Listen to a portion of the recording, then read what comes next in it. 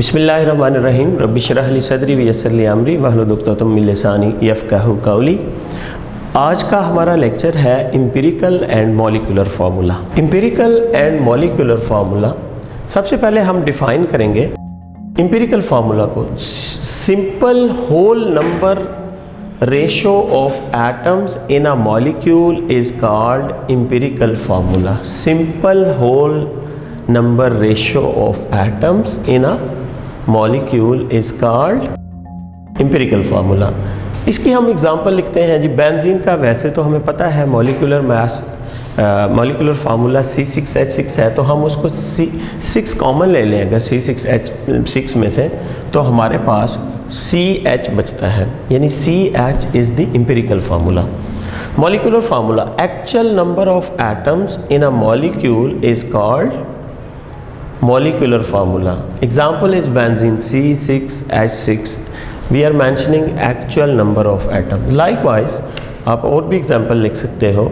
मसलन आपके पास oxalic acid है COOH और COOH। ये एक्चुअल नंबर ऑफ एटम अगर हम देखें तो ये बनते हैं। अगर हम इसमें 2 कॉमन ले लें तो इसका एम्पिरिकल फार्मूला हमारे पास CH2O बनता है। यूँ कह लें ऑक्सैलिक एसिड का ये हमारे पास मॉलिक्यूलर फार्मूला है और ये हमारे पास एम्पिरिकल फार्मूला है। Relationship between empirical and molecular formula, इस रिलेशनशिप से हमने जो आगे कैलकुलेशंस आ रही हैं उन तमाम को हमने सॉल्व करना होगा। रिलेशनशिप क्या है, कहते हैं मॉलिक्यूलर फार्मूला कैसे निकाला जाता है। एक्चुअली पहले हम एम्पिरिकल फार्मूला मालूम करते हैं किसी ऑर्गेनिक कंपाउंड का, फिर उसको एक n नंबर से मल्टीप्लाई किया जाता है। एम्पिरिकल फार्मूले को n नंबर से मल्टीप्लाई करके आप मॉलिक्यूलर फार्मूला निकालते हो। और ये n कहाँ से आता है? n basically molecular formula mass of a compound over empirical formula mass of a compound से फाइंड किया जाता है। This is the relationship. Another relationship, अगर आप इसी इक्वेशन में से एम्पिरिकल फार्मूला निकालना चाहते हैं तो इसका मतलब है मॉलिक्यूलर फार्मूला को आप n से डिवाइड कर देंगे। ये 3 फार्मूलाएँ हैं जो आपको याद रखना होंगी फॉर कैलकुलेशंस। ले जी, एक MCQs है। Choose correct molecular formula of the following. ये हमारे पास कुछ क्वांटिटीज़ हैं, 4 स्टेटमेंट मैंने लिखी हुई हैं। हर एक का आपने मॉलिक्यूलर फार्मूला मालूम करना है। सबसे पहले मॉलिक्यूलर फार्मूला का हमें पता होना चाहिए कि मॉलिक्यूलर फार्मूला का क्या फार्मूला है या किस तरह हम निकालते हैं। n into empirical formula. यहाँ पे क्या दिया गया है, यहाँ एम्पिरिकल फार्मूला दिया गया है, ठीक है, और एम्पिरिकल फार्मूला दिया गया है और मॉलिक्यूलर मास दिया गया है। तो हम एम्पिरिकल फार्मूला का मास निकाल लेते हैं और मॉलिक्यूलर मास को उससे डिवाइड कर देते हैं। ये देखें, मॉलिक्यूलर फार्मूला मास को डिवाइड करेंगे एम्पिरिकल फार्मूला मास से, तो हमारे पास n वैल्यू आ जाएगी। उस n को जब हम मल्टीप्लाई करेंगे एम्पिरिकल फार्मूला के साथ, ये जो हमारे एम्पिरिकल फार्मूला ही हैं इनके साथ जब हम मल्टीप्लाई करेंगे n से इनको जब मल्टीप्लाई करेंगे तो हमारे पास मॉलिक्यूलर फार्मूला आएगा। सबसे पहली स्टेटमेंट में आप जाओ तो कहता है जी empirical formula of a compound is CH, ठीक है, and molecular mass of compound is 39। हम n निकालना चाहते हैं। यहाँ से n के लिए क्या फार्मूला होगा ये आपके सामने लिखा हुआ है। मॉलिक्यूलर फार्मूला मास जो कि दिया गया है और एम्पिरिकल का हम मास निकाल लेंगे। n हम निकालने जा रहे हैं। मॉलिक्यूलर मास हमें दिया गया है 39। Empirical formula mass carbon 12 plus 1 13। हमारे पास 3 वैल्यू आ रही है n की। अब आप इधर ये जो 3 वैल्यू है इससे मॉलिक्यूलर फार्मूला फाइंड करें। मॉलिक्यूलर फार्मूला हमें पता है this is n into empirical formula. Empirical formula हमारे पास है और n हमने अभी फाइंड किया है। n हमारा कितना आया था जी 3 इनटू एम्पिरिकल फार्मूला कितना है इसका CH। अगर हम 3 से इसको मल्टीप्लाई करें तो हमारे पास आ रहा है C3H3। इट मीन्स कि यहाँ पे जो मॉलिक्यूलर मास आ रहा है दैट मॉलिक्यूलर फार्मूला आ रहा है C3H3। इसी तरह हम दूसरी स्टेटमेंट देखें, empirical formula is CH2 and molecular mass is 28। Again हम क्या करेंगे जी, सबसे पहले n वैल्यू निकालेंगे। Molecular weight is 28 and empirical formula carbon 12 plus 2 hydrogen का मास 14 से इसको हम डिवाइड कर देंगे तो हमारे पास 2 आंसर आएगा, n वैल्यू 2। इस फॉर्मूले में आप इसको अगेन पुट कीजिएगा तो 2 वैल्यू आई है हमारे पास n की, और एम्पिरिकल फार्मूला अब के बार हमारे पास CH2 है तो हमारे पास आंसर आ रहा है C2H4। C2H4 मॉलिक्यूलर फार्मूला हमने इसका भी निकाल लिया। अब नेक्स्ट एक क्वांटिटी है जिसमें एम्पिरिकल फार्मूला C2H है एंड मॉलिक्यूलर वेट इज़ 100। हम क्या करेंगे, n निकालेंगे। n क्या है, molecular mass of compound over empirical formula मास। ये 2 कार्बन है, 2 कार्बन का मास 24 प्लस हाइड्रोजन का एक मास 25 से इसको डिवाइड करें तो आपके पास n वैल्यू आ रही है 4। तो इसका एम्पिरिकल फार्मूला है C2H। इसको हम किससे मल्टीप्लाई करेंगे, 4 से। मॉलिक्यूलर फार्मूला निकालने के लिए अगेन हम इधर ही वैल्यू पुट कर लेते हैं, 4 इंटू C2H तो आंसर आ रहा है C8H2। C8H2। अब हमारी लास्ट कैलकुलेशन है, यहाँ पे कहता है empirical formula is CH3 and molecular weight is 60। सब first of all n value निकालें जी।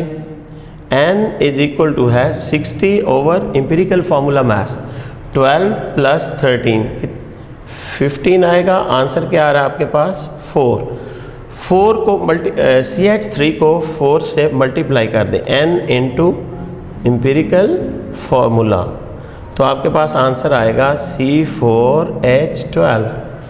C4H12। इस तरह से हम जब एम्पिरिकल फार्मूला दिया गया हो और मॉलिक्यूलर मास दिया गया हो तो हम molecular formula of a compound find कर सकते हैं। अब हम एक ओवरव्यू लेते हैं comparison of empirical and molecular formula का।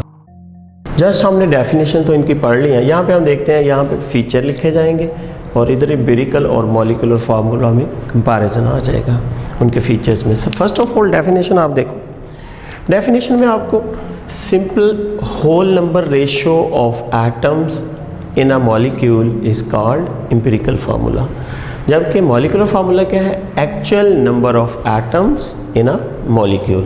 तो ये एक्चुअल है और ये मतलब C6H6 फॉर बेंजीन एक्चुअल है। इसी का अगर हम 6 कॉमन ले लें तो CH इसका एम्पिरिकल फार्मूला होगा। डेरिवेशन कहता है empirical formula is derived from combustion analysis. इसको हम कंबस्शन एनालिसिस से हासिल करते हैं, जबकि molecular formula is derived from empirical formula. n into ये वाला जो फार्मूला है, ये वाला जो फार्मूला आप देख रहे हैं molecular formula n into empirical formula करके हम निकालते हैं।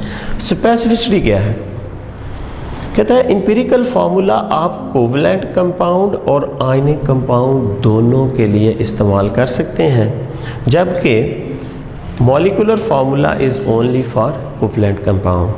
क्या कहा मैंने, स्पेसिफिसिटी इसकी ये है कि एम्पिरिकल फार्मूला कोवलेंट और आयनिक दोनों के लिए आप इस्तेमाल कर सकते हो, जबकि मॉलिक्यूलर फार्मूला सिर्फ और सिर्फ कोवलेंट कंपाउंड के लिए इस्तेमाल करते हैं। रिलेशनशिप इनका आपस में क्या है, ये अभी हमने पढ़ा है। Empirical formula is equal to है, कैसे निकालते हैं, एम्पिरिकल फार्मूला ओवर n, ठीक है। और मॉलिक्यूलर फार्मूला कैसे निकालते हैं? Molecular formula is equal to है n इंटू एम्पिरिकल फार्मूला। अब कुछ एग्जांपल देख लें जी। अगर आप बेंजीन का मॉलिक्यूलर फार्मूला देखो तो C6H6 कॉमन ले लो तो ये इसका एम्पिरिकल फार्मूला बन जाता है। इस तरह ऑक्सैलिक एसिड जो है, जिसके अंदर आपको पता है 2 कार्बन हैं और 4 ऑक्सीजन्स हैं और 2 H's हैं, आप इसमें से 2 कॉमन ले लें तो ये CO2H ऑक्सैलिक एसिड का एम्पिरिकल फार्मूला बनता है। जबकि COOH आप इसको यूँ भी लिख सकते हो, COOH। अभी एक MCQs देखें। Which of the following set has same empirical formula? Empirical formula same किसके अंदर है? यहाँ पे देखें जी, वाटर का एम्पिरिकल फार्मूला। और याद रखिएगा, अगर किसी मॉलिक्यूल में कोई चीज़ कॉमन नहीं आ रही तो उसका एम्पिरिकल और मॉलिक्यूलर फार्मूला सेम होता है। एक मॉलिक्यूल की मैं बात कर रहा हूँ, यहाँ पे 2 मॉलिक्यूल है, इसका एम्पिरिकल मॉलिक्यूलर फार्मूला सेम है लेकिन इसका डिफरेंट है। अभी हमने निकाला इसका ये मॉलिक्यूलर फार्मूला है और ये इसका एम्पिरिकल फार्मूला है। हमने क्या निकालना है? विच सेट है सेम एम्पिरिकल फार्मूला।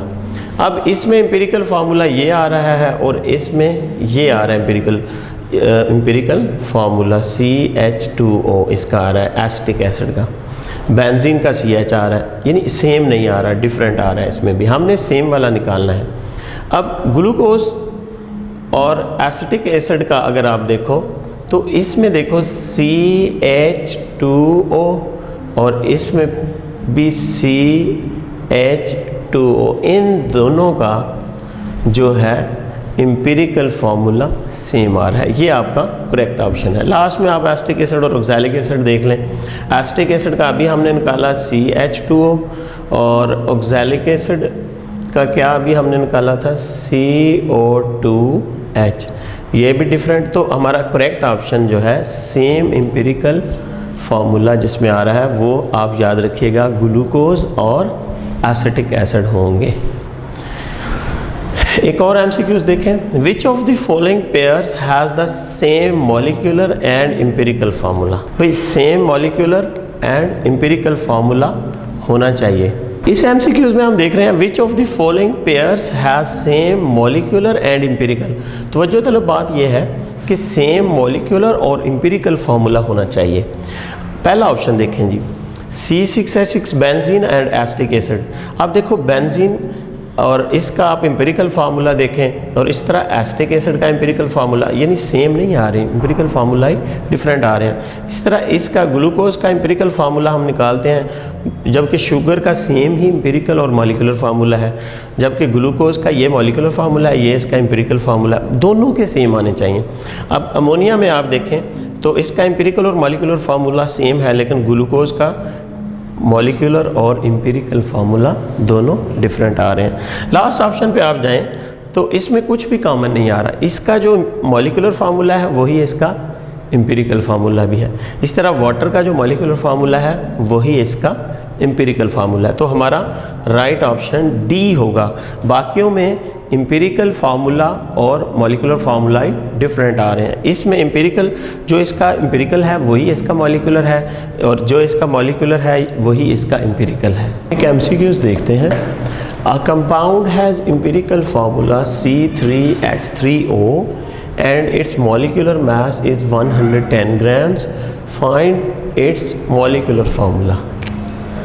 हमारे पास एम्पिरिकल फार्मूला है तो हमने मॉलिक्यूलर फार्मूला निकालना है। इसके लिए हम कौन सा फार्मूला इस्तेमाल करेंगे? हम फार्मूला इस्तेमाल करेंगे N इज इक्वल टू है मॉलिक्यूलर मास या molecular formula mass over empirical formula मास। इससे हमारे पास n आएगी और n को हम एम्पिरिकल फार्मूला से मल्टीप्लाई कर देंगे। ठीक है, सबसे पहले हमें उसने मॉलिक्यूलर मास दिया हुआ है, n इज इक्वल टू है मॉलिक्यूलर मास 110 ग्राम।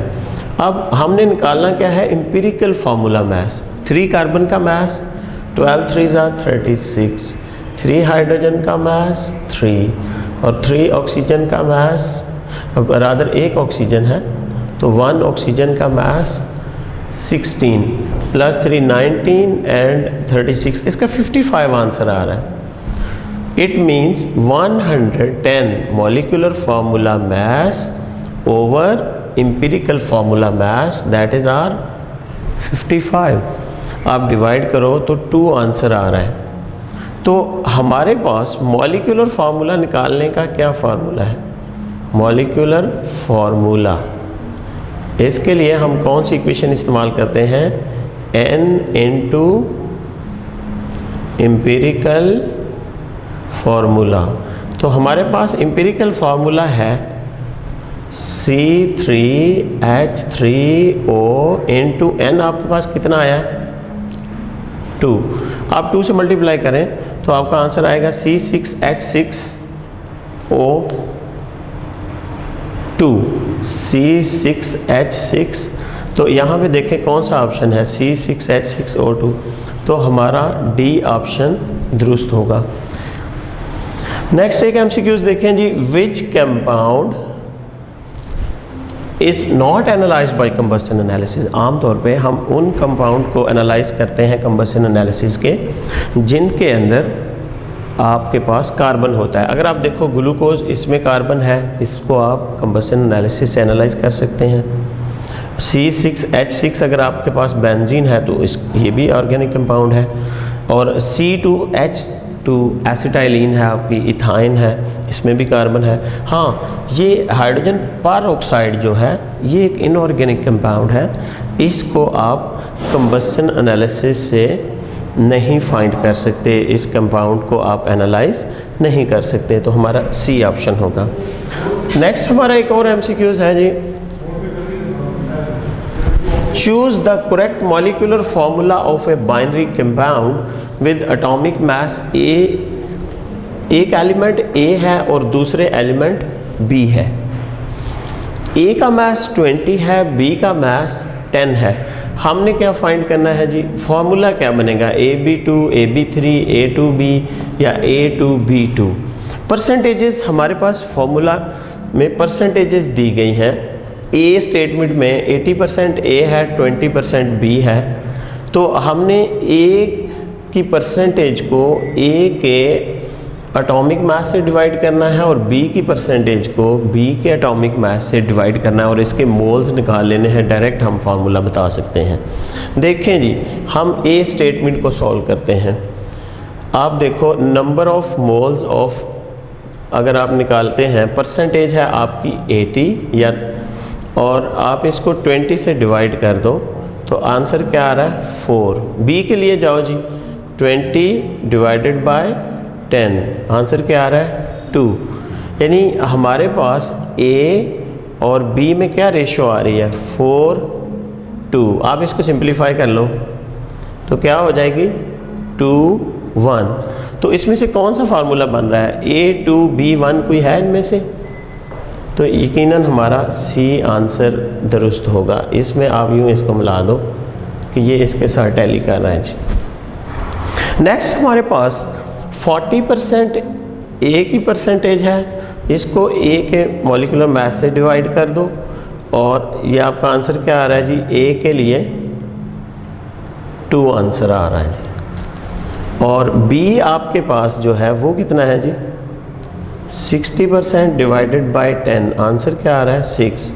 A और B की रेशो निकाल लें जी, 2:6 आ रही है आपके पास। 1:3 सिंपल अगर करें तो 1:3 रेशो आ रही है। इसका मतलब फार्मूला क्या होगा? AB3। 40 और 60% कंसंट्रेशन परसेंटेज के लिए आपके पास कौन सा फार्मूला आएगा जी? AB3 इसका कंपाउंड बाइनरी का फार्मूला होगा। अब हम देखते हैं जी, लास्ट ऑप्शन में अगर आप देखो उसमें A की 50% है, इसका मॉलिक्यूलर मास 20 से डिवाइड करो, और B की परसेंटेज जो है वो कितनी दी गई है? ये भी 50 है, इसको एटॉमिक मास ऑफ बी से डिवाइड करो। इसका आंसर आपके पास आ रहा है 2.5 और इसका आंसर आ रहा है 5। इसको सिंप्लीफाई कर लेते हैं हम। ए हमारे पास आ रहा है 2.5 और बी क्या आ रहा है 5। इसको 2.5 से डिवाइड कर दें जी, इधर भी और इधर भी।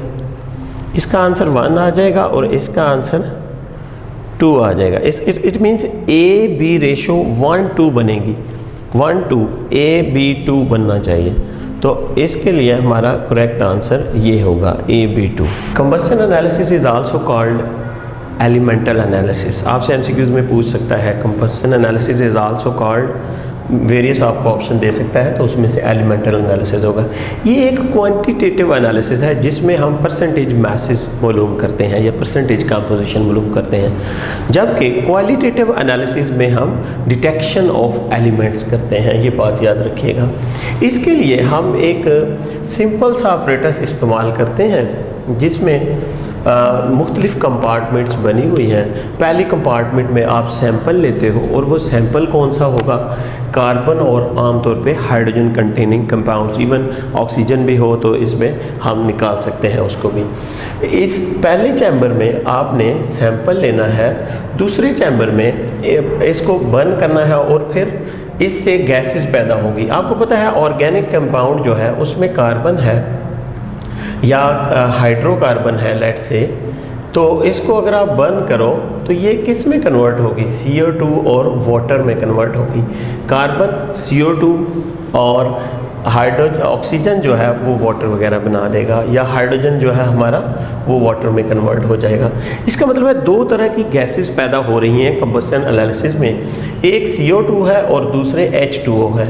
हम इसकी जो नेक्स्ट कंपोजिशन है उसमें एक तो हम लगा देते हैं वाटर एब्जॉर्बर, वाटर एब्जॉर्बर। ये अरेंजमेंट आपने यही रखनी है जो लिखी गई है, और ये है CO2 एब्जॉर्बर।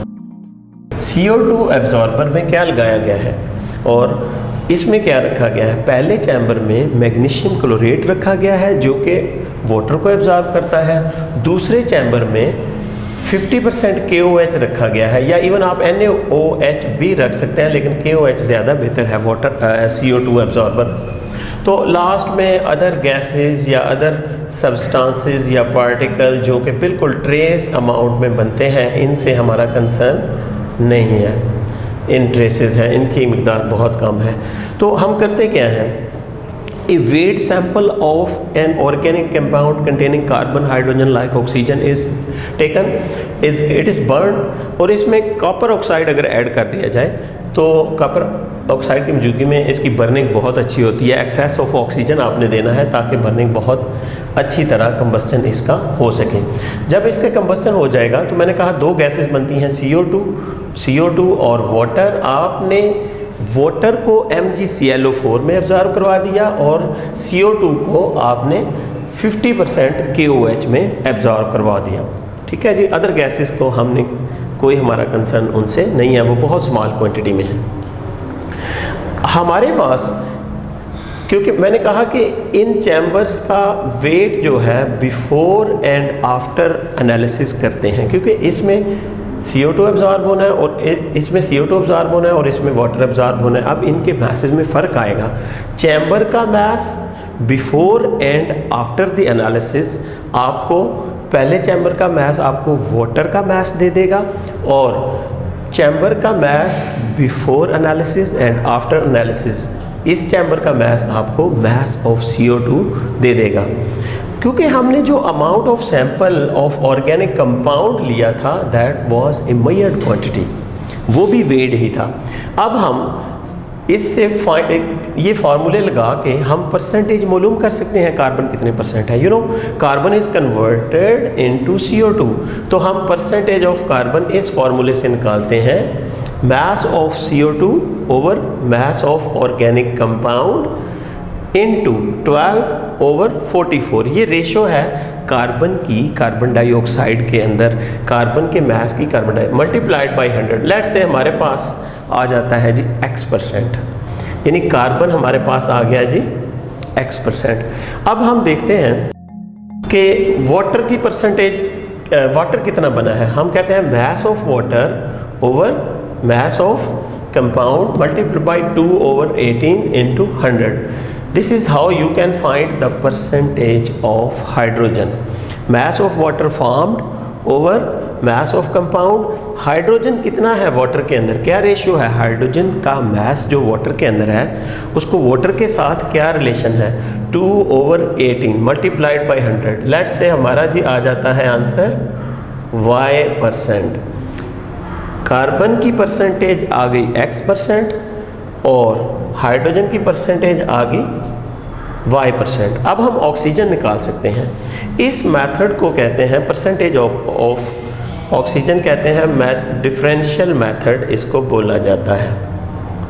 भाई लेट से हमारे पास तीन चीज़ें हैं, 100% है एक चीज़, तो तीन चीज़ें हैं टोटल. दो चीज़ें आपको मालूम है, मसलन x प्लस y की परसेंटेज अगर आप निकाल दें तो ये x है आपका, ये y है.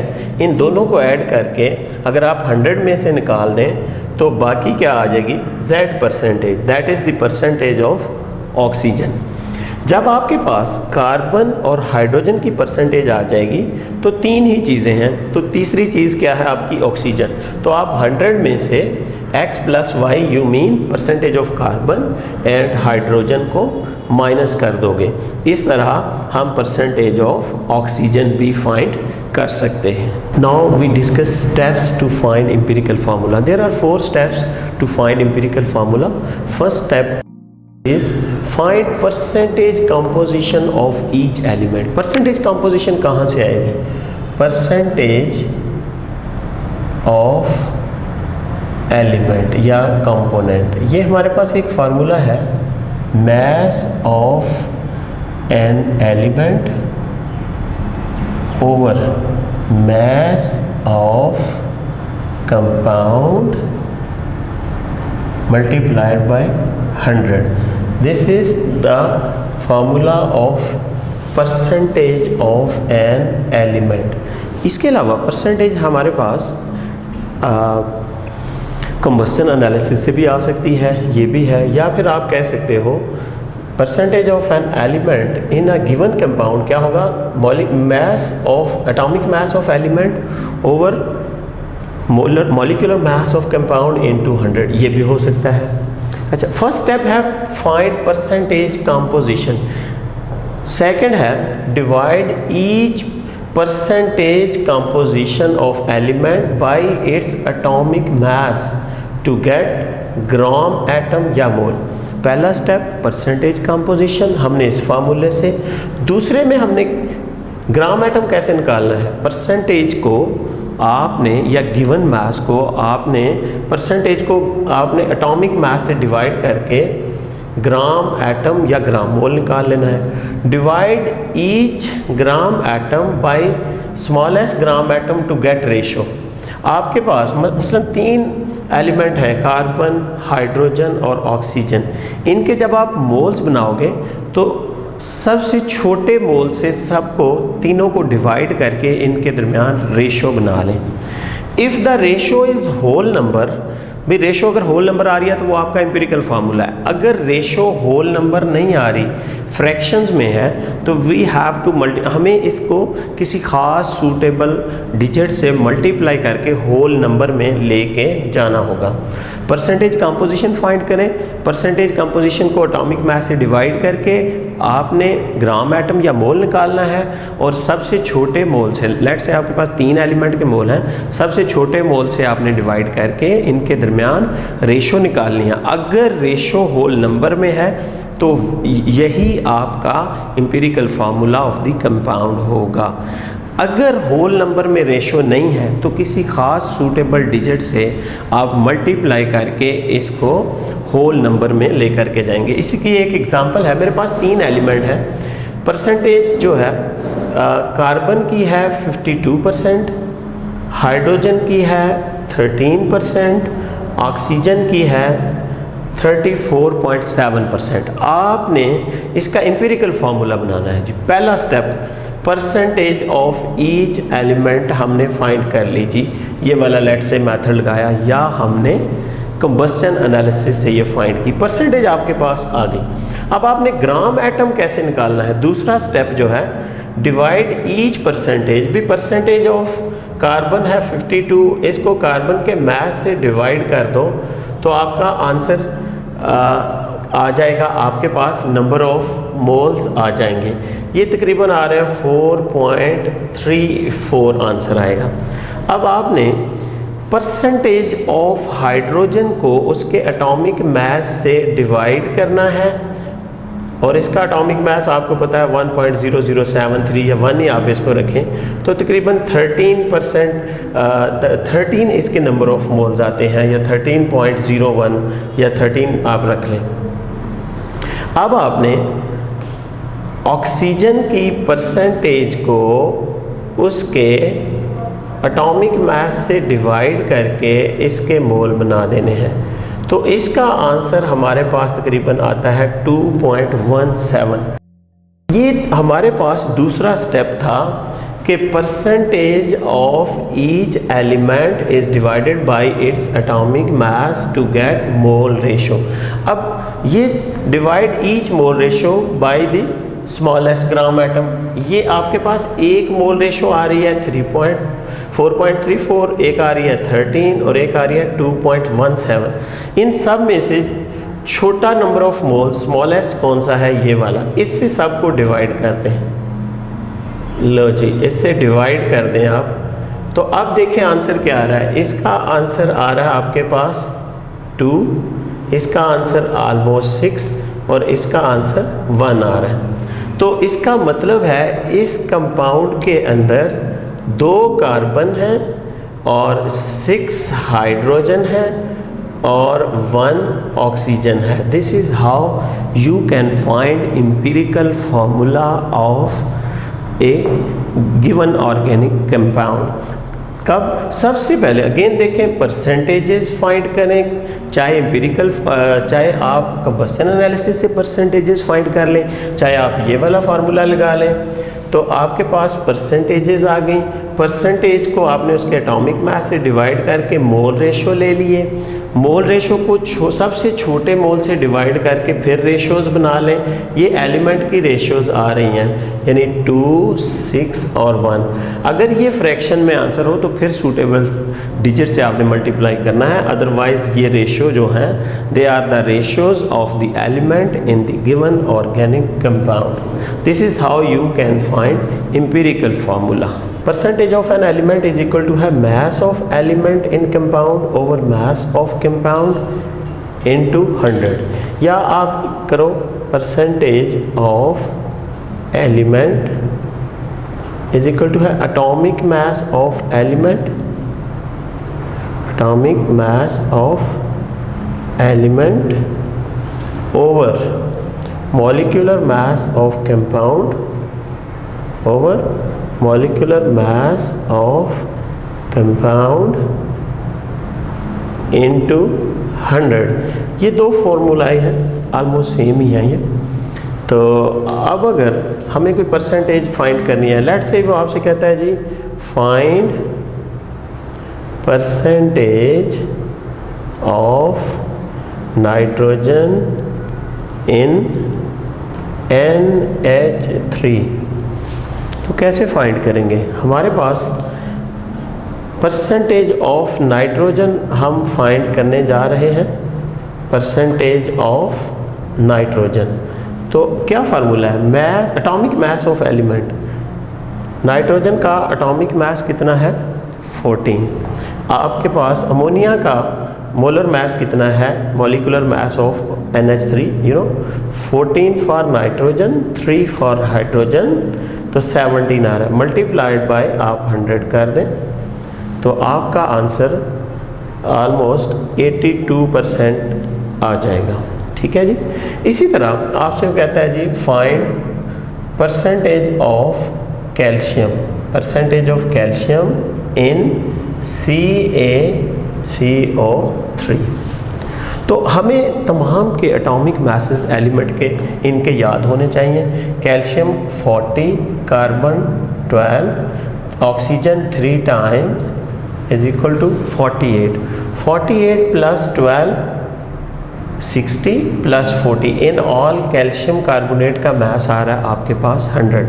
तो हमने परसेंटेज ऑफ कैल्शियम फाइंड करनी है। तो आपको पता है कैल्शियम, ये वाला फार्मूला लगाओ, atomic mass of calcium over mass of calcium carbonate multiplied by 100। Atomic mass of calcium आपको पता है 40 है, और कैल्शियम कार्बोनेट या मास ऑफ कंपाउंड जो है that is 100 multiplied by percentage वाला 100। इंटरेस्टिंग हुआ ये, तो सीधा सीधा 40% आ रहा है। इसी तरह आपसे पूछ सकता है कि आप परसेंटेज ऑफ हाइड्रोजन फाइंड करो इन वाटर। तो आप देखें जी, हम कहते हैं ये वाला फॉर्मूला है परसेंटेज ऑफ एलिमेंट। वाटर के अंदर आपको पता है हाइड्रोजन का मास कितना है, ऑलमोस्ट 2, और वाटर का मोलर मास कितना है या मॉलिक्यूलर मास कितना है, 18। 2/18 इंटू 100, ये ऑलमोस्ट 89% आपका आंसर होना चाहिए। ठीक है। इसी तरह आपसे कह सकता है percentage of sulphur, percentage of sulphur in H2SO4। हमें सल्फ्यूरिक एसिड का मोलर मास पता है, 2 हाइड्रोजन है तो इनका 2 मास प्लस सल्फर का 32 मास प्लस 4 टाइम ऑक्सीजन, हर ऑक्सीजन का मास 16। 16 4s are 90, 64 plus your 32 for sulfur plus your 2 for hydrogen। In all कितना आ रहा है जी, 34 प्लस 64 इज इक्वल टू है 98 मास आ रहा है आपके पास सल्फ्यूरिक एसिड का।